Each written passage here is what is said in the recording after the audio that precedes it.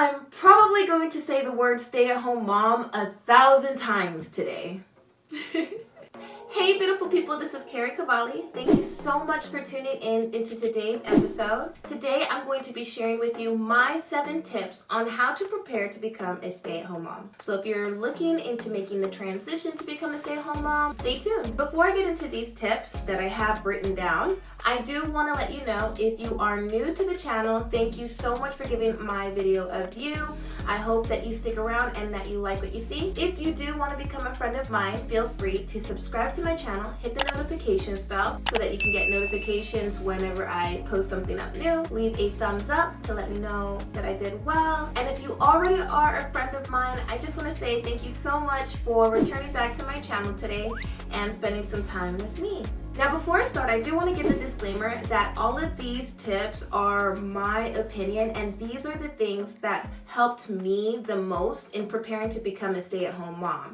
And if I missed anything or I left anything out, feel free to leave a comment down below and just help a stay-at-home mom who's watching this video who might need as much information as possible. So let's go ahead and get right into it. Tip number 1 is to do your research. I know that sounds very basic, and it sounds like you're pretty much doing that right now because you're watching this video, so you might have Googled how to become a stay-at-home mom and tips and stuff like that. So that's awesome. It looks like you're already doing the very basic step in preparing to become a stay-at-home mom. Look into testimonials and day-in-the-life vlogs of stay-at-home moms online so that you can kind of see how the different routines go throughout the day. I know that every woman who is at home with their kids live different lifestyles, but you'll also be able to see their testimonials on how they feel, what they went through, what are their struggles, and things like that. You can also look up books. I highly suggest the local library. Your library is going to be your best friend if you do become a stay-at-home mom anyways. And I would also suggest looking into your circle and finding out who that you know has been a stay-at-home mom before or currently is a stay-at-home mom. If you find out that someone has been a stay-at-home mom before or was a stay-at-home mom, reach out to them and ask them, how was it? How was it for you? What was your biggest struggle? Do you think that it was worth it? Ask them and get all these people's opinions. And the last part for this tip I do also want to mention is to research if you are able to be a stay-at-home mom. Do you have a partner that is going to be able to provide for all of the income? Are they going to be okay with it? Can you mentally handle being at home with your child or children all the time? Can you do it physically? How's your health? How's your financial stance? Even if you squeeze tight in finances just so that you can stay at home, maybe you find that it's best for you to stay at home with your kids, and we'll talk about finances in a second. Will you be able to really survive off of one income? So some people find that they might not be able to financially do it, or mentally they might not be able to stay at home with their kids full time. And this segues into my number 2 tip, which is to mentally prepare to become a stay-at-home mom. The first and foremost thing that I would say to do is to sit down and make a pros and cons list. After that, take some time to sit down and think about what is your why. Why do you want to do this? And write it down. You can write down all of your whys and list them out, and then eventually pick that one driving why. This reason for you being a stay-at-home mom is going to be your driving force when things get tough. I highly suggest having a time frame in your mind. Do you want to go back to work after baby can start talking and telling you what's going on at daycare? Do you want to be able to go to work after your child is in school full time? Are you considering homeschooling your kids full time, or maybe staying at home and making an income eventually and just working from home? These are things to kind of have an idea about now, because it saves you a lot of confusion in the future, and it allows you and your spouse to kind of have an understanding on where your head is at. You guys are kind of both on the same page starting off. And I also want to let you know things change, so I'll talk about that in a minute.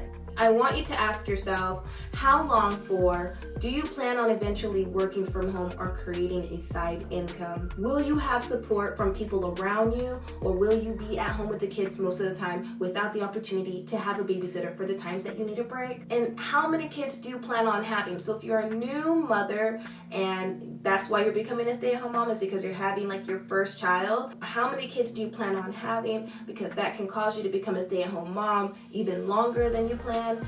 Tip number 3 is to find a support group. Now, there are support groups everywhere. There's a way that you can build your own tribe anywhere and everywhere. We live in a digital age, so everything is available online. Seriously, find what works for you. There's a whole bunch of stay-at-home mom groups. There's also like Crunchy Moms if you're really into holistic things, vegan moms, writer moms. Also look up your local groups. So on Facebook, you might find your town has a group. Like my town has a group, and the surrounding towns around my town actually have Facebook groups that I'm actually a part of. Introduce yourself in this group once you get accepted. These mommy groups are usually so nice, so welcoming, so kind, and they're usually unfiltered. You would be surprised at the kind of conversations that I see in these groups.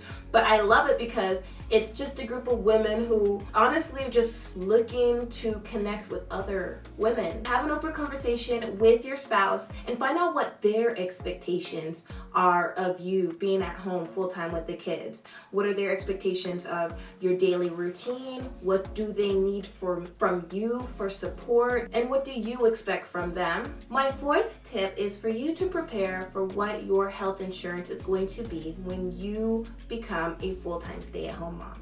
So if you are working and your spouse is working as well, either one of you might be providing the insurance coverage for the entire family right now. This is when this is why you need to plan, and I suggest planning 3 to 4 months before you stop working, before you put your resignation in. And you do want to put your resignation in just so that if you ever wanted to go back to the company, or if you ever wanted to go back into the workforce, you do have a good reference. What I would suggest is before you stop working to refill all of your prescriptions and try to do like 90-day refills and discuss, okay, if your insurance is the one that's covering the family, how is your husband's insurance? Are you able to take his insurance? Is it good insurance? Are you going to be able to afford it? Is it a little bit more expensive than yours? So let's say worst case scenario, your insurance was the only insurance that was covering the family. Your husband's job has terrible insurance, or maybe he doesn't have an occupation that provides insurance. Do not completely worry. There are options out there. Look them up. Plan to research 3 to 4 months ahead of time. There are opportunities out there.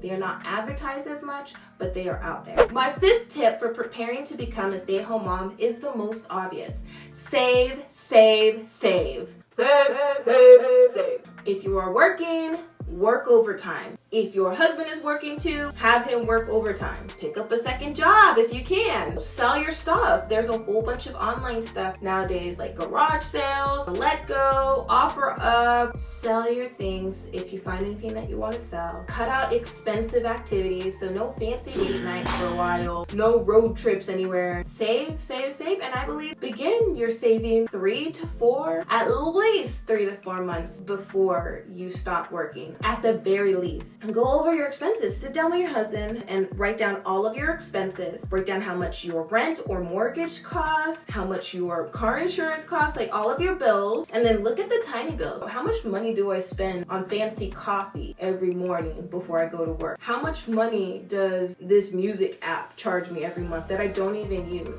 Look at all of the expenses that you have and see how you can condense them. Create boundaries in your finances, because you really need to save as much money for a savings, because now that there's going to be one income providing for the entire family. That's a very vulnerable state. So unless you're making like a little side hustle at home, your spouse is going to be the main source of income, and you're going to want some backup as far as finances go. Don't rely on credit cards. Interest rates really do come and they bite hard on the butt.